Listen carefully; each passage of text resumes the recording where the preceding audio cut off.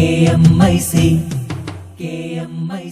നാടിന്റെ ചലനങ്ങൾ കൺമുന്നിൽ കാണാം, വാർത്താവിശേഷത്തിൻ ചെപ്പു തുറക്കാം.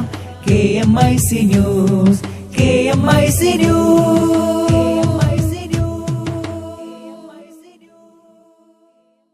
അസ്സലാമു അലൈക്കും വറഹ്മത്തുള്ളാഹി വബറകാതുഹു.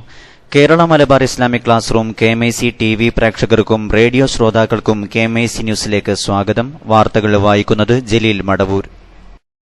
പ്രധാന വാർത്തകൾ. ബഹുജന സംഘടനയായ കേരള മുസ്ലിം ജമാഅത്തിന്റെ നയപ്രഖ്യാപനം നാളെ. സംസ്ഥാന കമ്മിറ്റി നിലവിൽ വരും. കേരള കോൺഗ്രസ് ജോസഫ് വിഭാഗത്തിലെ നേതാക്കൾ ഇടതിലേക്ക് പോകാനൊരുങ്ങുന്നു. ഒരൊറ്റ ഇന്ത്യയിലേക്ക് യുവജനതയെ നയിക്കാൻ വിദ്യാഭ്യാസത്തിന് കഴിയണമെന്ന് രാഷ്ട്രപതി പ്രണബ് മുഖർജി. Solar case. ഉമ്മൻചാണ്ടിക്കെതിരെ അന്വേഷണത്തിന് ഡൽഹി കോടതിയുടെ ഉത്തരവ്. ഫേസ്ബുക്കിൽ ഇനി ലൈക്ക് മാത്രമല്ല, ദേഷ്യവും ദുഃഖവും പങ്കുവെക്കാം.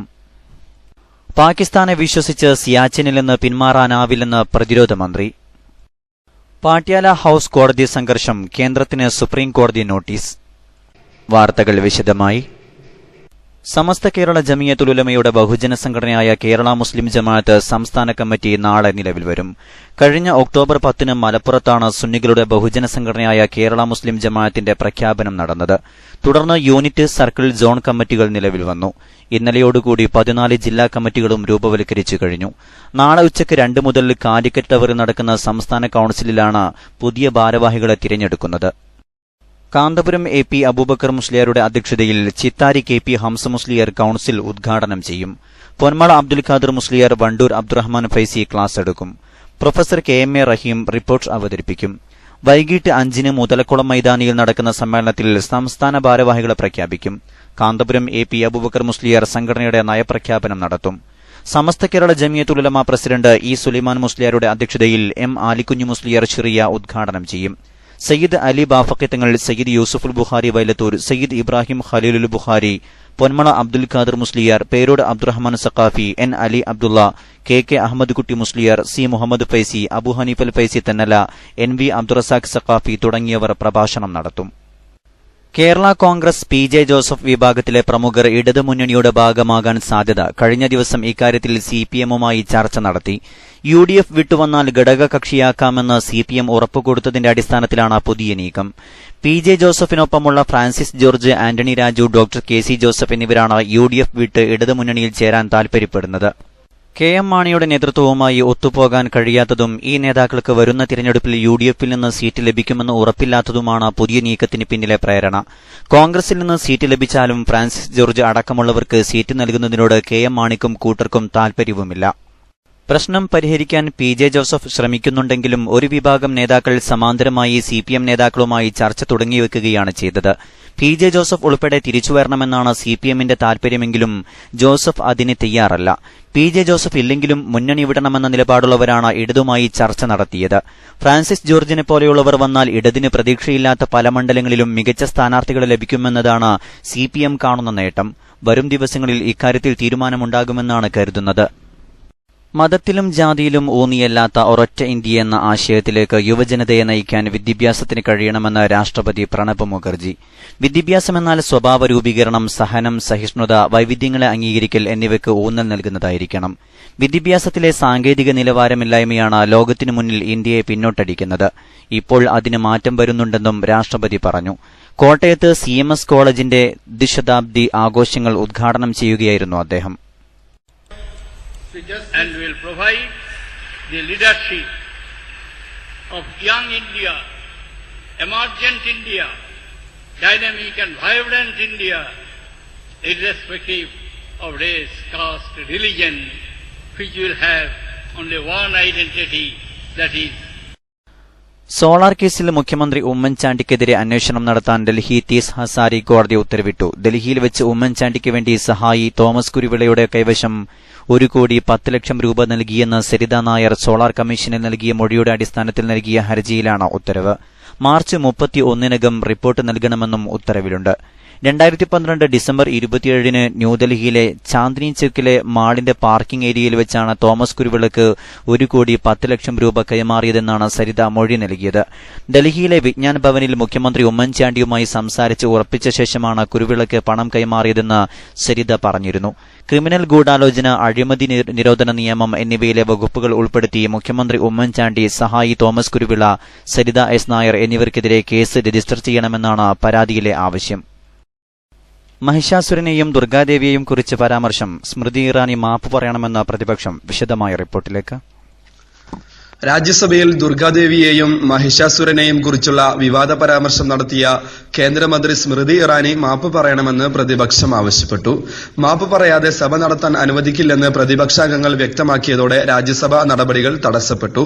അതേസമയം ഹിന്ദുമത വിശ്വാസിയായ തനിക്ക് ദുർഗാദേവിയെക്കുറിച്ചുള്ള മോശമായ പരാമർശങ്ങൾ അംഗീകരിക്കാൻ കഴിയില്ലെന്ന് സ്മൃതി സഭയിൽ വ്യക്തമാക്കി. ഞാനും ദുർഗാദേവി ഭക്തയാണ്. ജെഎൻയുവിലെ വിദ്യാർത്ഥികൾ പുറത്തിറക്കിയ പോസ്റ്ററുകൾ വായിക്കുക മാത്രമാണ് ചെയ്തത്. ഇത്തരം പോസ്റ്ററുകൾ തൃണമൂൽ കോൺഗ്രസ് അംഗീകരിക്കുമോ എന്നാണ് താൻ ചോദിച്ചതെന്നും മാപ്പ് പറയില്ലെന്നും സ്മൃതി വ്യക്തമാക്കി.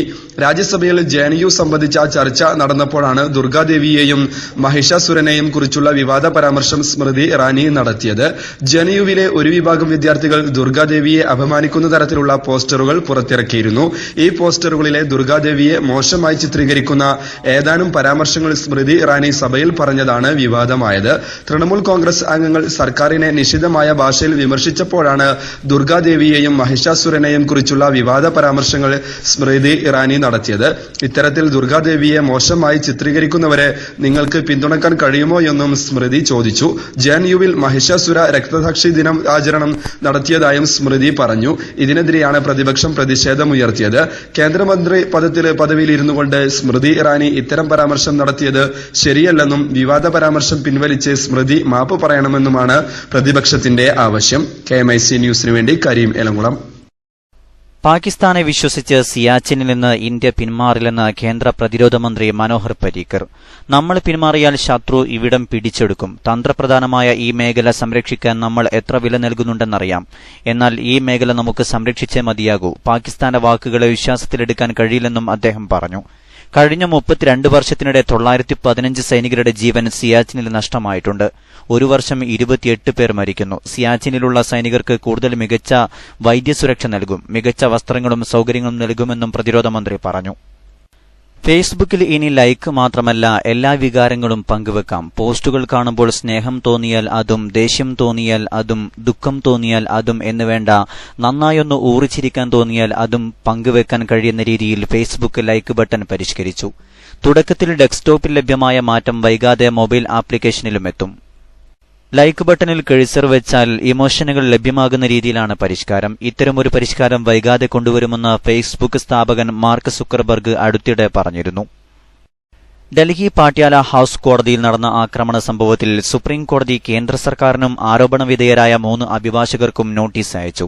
പാട്യാല ഹൌസ് കോടതി പരിസരത്ത് ജെഎൻയു വിദ്യാർത്ഥി നേതാവായ കൻഹയ്യകുമാറിനും മാധ്യമപ്രവർത്തകർക്കും പോലീസ് നോക്കി നിൽക്കെ മർദ്ദനമേറ്റ സംഭവം പ്രത്യേക അന്വേഷണ സംഘം അന്വേഷിക്കണമെന്നാവശ്യപ്പെട്ട് അഭിഭാഷക കാമിനി ജയ്സ്വാൾ സമർപ്പിച്ച ഹർജി പരിഗണിച്ചാണ് സുപ്രീം കോടതി നടപടി. Justice J Chelameswar, AM Sapre എന്നിവരടങ്ങിയ ഡിവിഷൻ ബെഞ്ചാണ് ഹർജി പരിഗണിച്ചത്. ഹർജി വാദം കേൾക്കുന്നതിനായി മാർച്ച് 4 മാറ്റി. ഗൾഫ് വാർത്തകൾ. നാടിന്റെ ചലനങ്ങൾ കൺമുന്നിൽ കാണാം, വാർത്താവിശേഷത്തിൻ ചെപ്പു തുറക്കാം. KMIC news, KMIC news.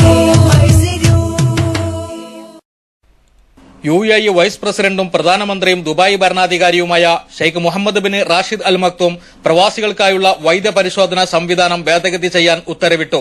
വൈദ്യപരിശോധനാ സംവിധാനത്തിൽ മാറ്റങ്ങൾക്ക് തുടക്കമിടുന്നതിന്റെ ഭാഗമായാണ് ഷെയ്ഖ് മുഹമ്മദിന്റെ ഉത്തരവ്.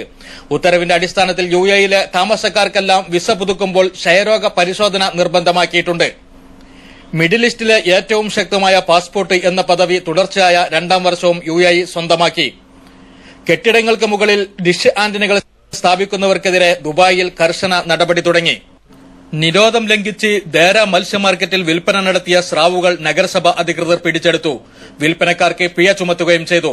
2014 മുതൽ UAEയിൽ സ്രാവുകളെ പിടികൂടുന്നതും വിൽക്കുന്നതും നിരോധിച്ചിരിക്കുകയാണ്. 8,000 യാത്രക്കാർക്ക് വിമാനം കാത്തിരിക്കാൻ ശേഷിയുള്ള ദുബായ് രാജ്യാന്തര വിമാനത്താവളത്തിലെ കോൺകോഴ്സ് ഡി യാത്രക്കാർക്കായി തുറന്നുകൊടുത്തു. ഇടപാടുകാരുടെ സൌകര്യ അർത്ഥം അബുദാബി നഗരസഭ അൽബത്തീൻ കൌൺസിലിൽ സംയോജിത മുനിസിപ്പൽ സേവനം നൽകുന്നതിന് ഓഫീസ് പ്രവർത്തനം ആരംഭിച്ചു. UAE ഔഖാഫിന്റെ കീഴിൽ വിവിധ പള്ളികളിലേക്ക് ഇമാമുമാരായി കാരന്തൂർ മർക്കസിൽ നിന്നെത്തിയ പണ്ഡിതന്മാരെ ദുബായ് വിമാനത്താവളത്തിൽ സ്വീകരിച്ചു. SYS സംസ്ഥാന പ്രസിഡന്റായി തെരഞ്ഞെടുക്കപ്പെട്ട് ആദ്യമായി ദുബായിലെത്തിയ പേരോട് അബ്ദുറഹ്മാൻ സഖാഫിക്ക് ദുബായിൽ സ്വീകരണം നൽകി. ICF മർക്കസ് ഉൾപ്പെടെയുള്ള സുന്നി സംഘ കുടുംബത്തിന്റെ നേതൃത്വത്തിലാണ് സ്വീകരണം ഒരുക്കിയത്. KMIC ന്യൂസിനു വേണ്ടി ഇബ്രാഹിം മേലേപ്പാറ. ഇടവേളയ്ക്ക് ശേഷം വാർത്തകൾ തുടരും.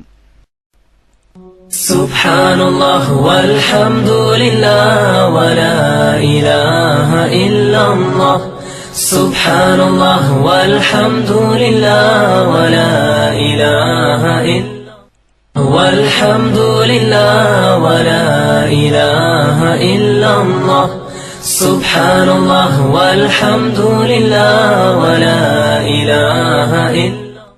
വാർത്തകൾ തുടരുന്നു. സംഘടനാ വാർത്തകൾ.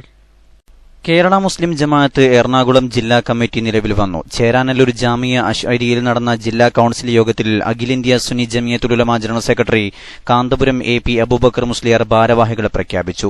അഡ്ഹോക്ക് കമ്മിറ്റി ജില്ലാ ചെയർമാൻ VH അലിദാരിമിയുടെ അധ്യക്ഷതയിൽ ചേർന്ന യോഗം ജില്ലാ ജമിയത്തുൽ ഉലമ പ്രസിഡന്റ് കൽത്തറ അബ്ദുൽ ഖാദർ മദനി ഉദ്ഘാടനം ചെയ്തു.